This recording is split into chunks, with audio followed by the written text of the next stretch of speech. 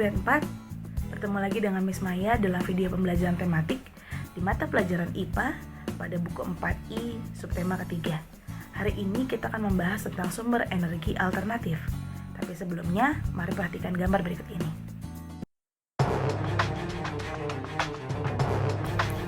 BBM merupakan singkatan dari bahan bakar minyak.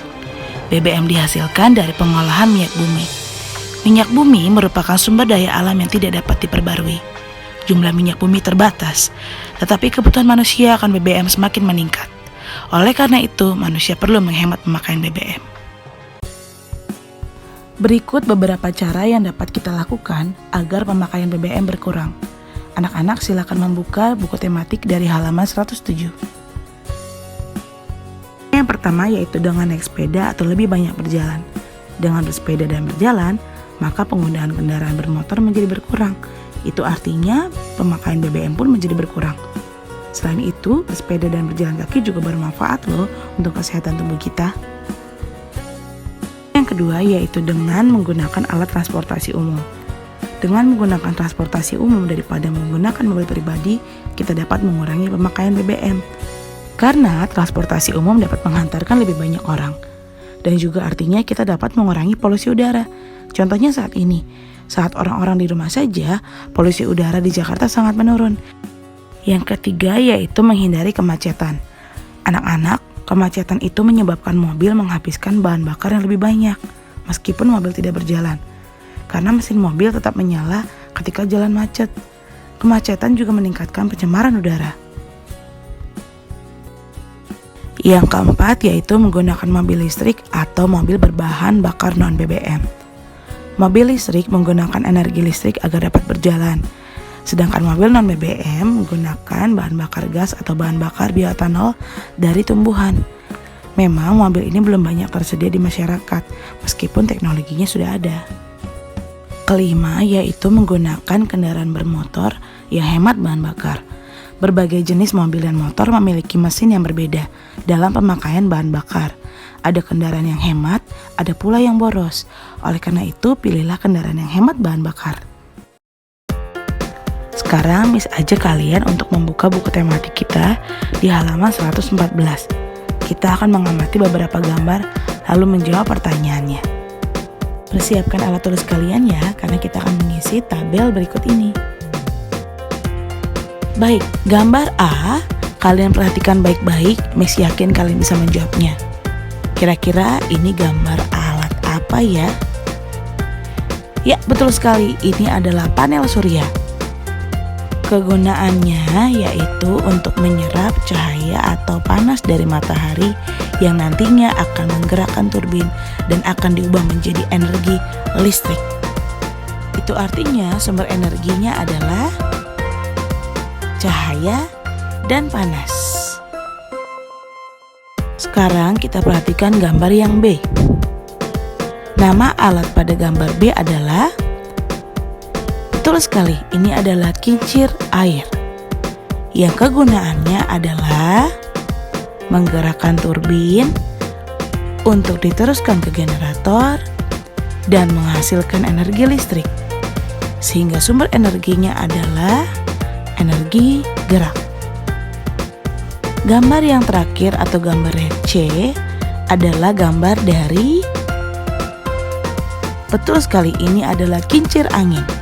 Kegunaannya sama seperti kincir air, yaitu baling-baling pada kincir angin akan menggerakkan turbin yang akan diteruskan ke generator sehingga listrik bisa dihasilkan. Dan sumber energinya adalah energi gerak. Selanjutnya, mari kita pelajari tentang sumber energi alternatif di Indonesia yang bisa kalian lihat pada halaman 115 sampai 117. Sumber energi alternatif yang pertama seperti kita ketahui adalah energi dari matahari. Energi matahari atau energi surya juga dapat diubah menjadi energi listrik dengan menggunakan alat panel surya. Pembangkit listrik tenaga surya yang terdapat di Indonesia antara lain PLTS Karangasem di Bali, PLTS Raijua, PLTS Nule, PLTS Solor Barat, dan PLTS Oel Pua yang terdapat di NTT. Nusa Tenggara Timur adalah salah satu dari 40 pulau di Indonesia yang telah menggunakan pembangkit listrik tenaga surya atau matahari. Yang kedua, air. Sumber energi ini didapatkan dengan memanfaatkan energi potensial dan energi kinetik yang dimiliki air mengalir. Saat ini, sekitar 20% konsumsi listrik dunia dipenuhi dari pembangkit listrik tenaga air atau PLTA. Beberapa PLTA yang ada di Indonesia antara lain adalah PLTA Singkarak yang ada di Sumatera Barat, PLTA Gajah Mungkur di Jawa Tengah, PLTA Karangkates di Jawa Timur yang merupakan terbesar di Jawa Timur, PLTA Riam Kanan di Kalimantan Selatan, dan PLTA Larona di Sulawesi Selatan yang memiliki 3 unit dan beroperasi sejak tahun 1979. 3 adalah angin. Energi gerak angin yaitu kincir angin atau turbin digunakan untuk menangkap energi angin dan diubah menjadi energi kinetik atau listrik. Pemanfaatan energi angin menjadi listrik di Indonesia telah dilakukan seperti di pembangkit listrik tenaga Bayu atau PLTA yang terdapat di Samas, Bantul, Yogyakarta. Terdapat pula PLTB terbesar pertama di Indonesia yaitu PLTB Sidrap di Sulawesi Selatan. Yang terbesar kedua adalah PLTB Tolojene Ponto yang terdapat di Sulawesi Selatan yang baru saja dibangun pada tahun 2019. Yang keempat adalah panas bumi yang merupakan sumber energi alternatif berupa energi termal atau panas yang dihasilkan dan disimpan di dalam bumi. Energi panas bumi diyakini cukup ekonomis, berlimpah, berkelanjutan, dan ramah lingkungan. Indonesia juga merupakan negara penghasil listrik energi panas bumi yang terbesar kedua di dunia setelah Amerika Serikat. Beberapa PLTP atau pembangkit listrik tenaga panas bumi yang terdapat di Indonesia adalah PLTP Sibayak di Sumatera Utara, PLTP Salak di Jawa Barat, PLTP Dieng di Jawa Tengah, dan PLTP Lahendong di Sulawesi Utara. Berikutnya yaitu biofuel yang merupakan bahan bakar hayati yang berasal dari tanaman yang memiliki kandungan gula tinggi seperti sorghum dan tebu, dan tanaman yang memiliki kandungan minyak nabati tinggi seperti jarak, ganggang, dan kelapa sawit. Yang keenam adalah biomasa yang merupakan jenis energi alternatif yang mengacu pada bahan biologis yang berasal dari organisme yang hidup atau belum lama mati.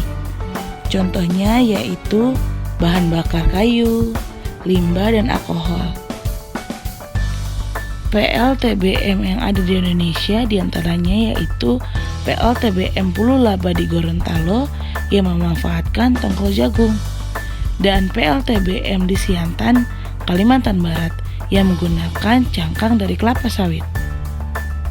Berikutnya yaitu gelombang laut yang merupakan energi alternatif yang bersumber dari tekanan naik turunnya gelombang air laut. Indonesia sebagai negara maritim yang terletak di antara 2 samudra berpotensi tinggi memanfaatkan sumber energi dari gelombang laut.